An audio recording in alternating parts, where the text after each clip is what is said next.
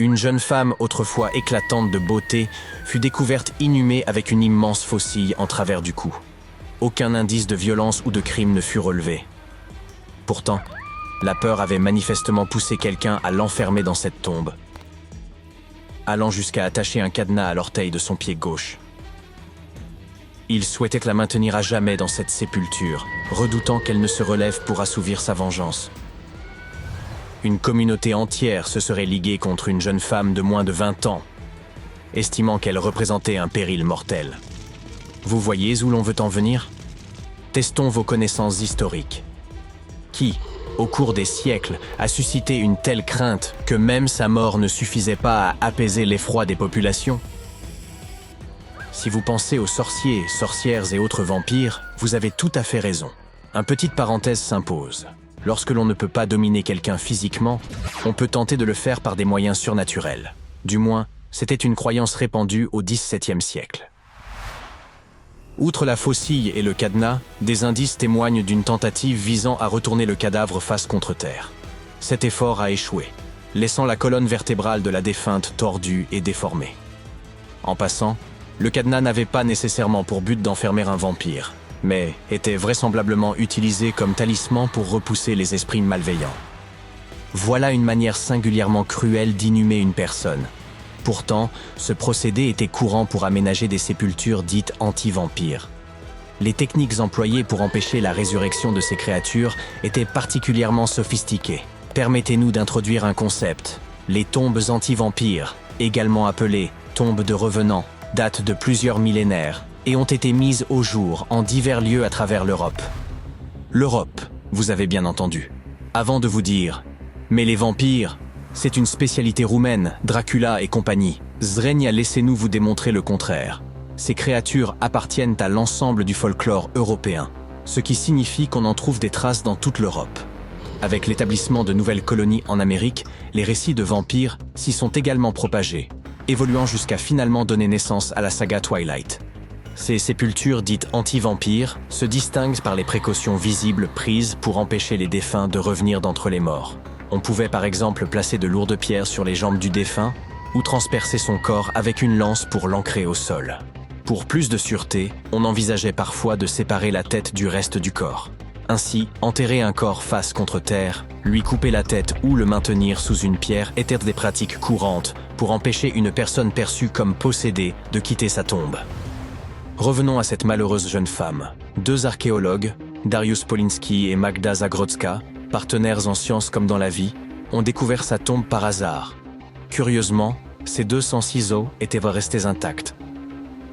Pourtant, aucune pierre tombale, aucun nom, absolument rien n'indiquait son identité, seulement une tombe isolée sur une colline du nord de la Pologne. Poliński, professeur d'archéologie, et Zagrodzka se sont attelés à reconstituer l'histoire de cette jeune femme qu'ils ont décidé de nommer Zosia. Une datation au carbone a révélé qu'elle avait environ 18 ans lorsqu'elle est décédée, il y a environ 350 ans, à une époque de troubles en Pologne. Peu de documents existent sur ce cimetière, qui semble avoir servi de dernier refuge à des individus vivant en marge de la société. Zosia était-elle une jeune fille pauvre, rejetée par ses pères en raison de circonstances cruelles? Pas exactement. En approfondissant leurs recherches, les archéologues ont découvert des indices suggérant qu'elle appartenait à une famille aisée. Sa sépulture renfermait une coiffe sophistiquée et la soie fine, ainsi que les fils d'argent et d'or qui l'ornaient, laissaient entendre qu'il s'agissait d'un couvre-chef raffiné. Ces éléments indiquent qu'elle jouissait d'un certain statut ou d'une position privilégiée. La façon dont elle a été enterrée reflétait clairement son statut de marginal au sein du village de Piègne. Sa présence y était peut-être indésirable, ce qui expliquerait l'accusation de vampirisme, renforcée par la manière brutale dont elle a été forcée dans sa tombe et maintenue captive. En étudiant la structure de son crâne et en extrayant l'ADN de ses ossements, les scientifiques ont pu reconstituer une image possible de son visage. Les spécialistes ont patiemment sculpté l'effigie de Zosia en utilisant de l'argile sur un modèle imprimé en 3D de son crâne, une démarche qui s'est avérée profondément émouvante. Ils ont souligné que, bien qu'ils réalisent souvent des reconstructions faciales, ils visaient ici également à lui rendre une part de dignité. Grâce à ces trois techniques, analyse ADN, impression 3D et modelage à l'argile, l'équipe a redonné un visage à Zosia, disparue depuis 4 siècles, mettant ainsi en lumière l'histoire humaine cachée derrière ses croyances surnaturelles. Ironique, n'est-ce pas? D'abord, tout avait été fait pour effacer son visage du souvenir collectif et l'empêcher de revenir un jour. 400 ans plus tard, on s'est employé à la ramener à la vie. Aujourd'hui, son portrait se trouve partout sur Internet, mais les visages de ceux qui l'ont enterré resteront pour toujours inconnus. Hélas, ce projet de reconstruction ne permet qu'un lien visuel avec Zosia, tandis que son véritable récit demeure un mystère. Ce que nous savons, en revanche, c'est que les individus perçus comme étant des vampires faisaient qu'à l'objet de terribles discriminations. Une rumeur prétendait même que ces créatures affamées enlevèrent des humains pour étancher leur soif. Mais examinons cette idée sous un angle mathématique pour démontrer l'absurdité de cette légende et prouver que Zosia n'en faisait pas partie. En 1600, la population mondiale ne comptait que 537 millions de personnes. Bien sûr, ces chiffres ne sont pas tout à fait précis, mais ils sont proches de la réalité. Le physicien Kostas Eftimiou a calculé que si un vampire mordait une personne chaque mois, l'humanité aurait disparu en quelques années. Avec une population de départ de 537 millions en 1600 et un seul vampire, ces calculs indiquent qu'il ne resterait plus un seul humain dès juillet 1602. Et pourtant, nous sommes bien là aujourd'hui. Placer une pierre sur un cadavre pour empêcher un vampire de se relever est peut-être une pratique qui vous surprend. Mais il existe aussi de nombreux stéréotypes sur ces créatures que vous connaissez certainement, comme l'utilisation de l'ail ou l'absence de reflets dans les miroirs. Curieusement, bien que ces superstitions reposent sur des croyances infondées, il existe une explication logique à l'association des vampires avec l'ail. Ce dernier contient un composé, la lysine, qui est un puissant antibiotique. Même si les gens de l'époque ignoraient ce qu'était un antibiotique, ils avaient remarqué que l'ail était efficace contre diverses maladies. Ils pensaient également que les vampires naissaient d'un trouble sanguin spécifique, ce qui les amenait à croire que l'ail pouvait les neutraliser.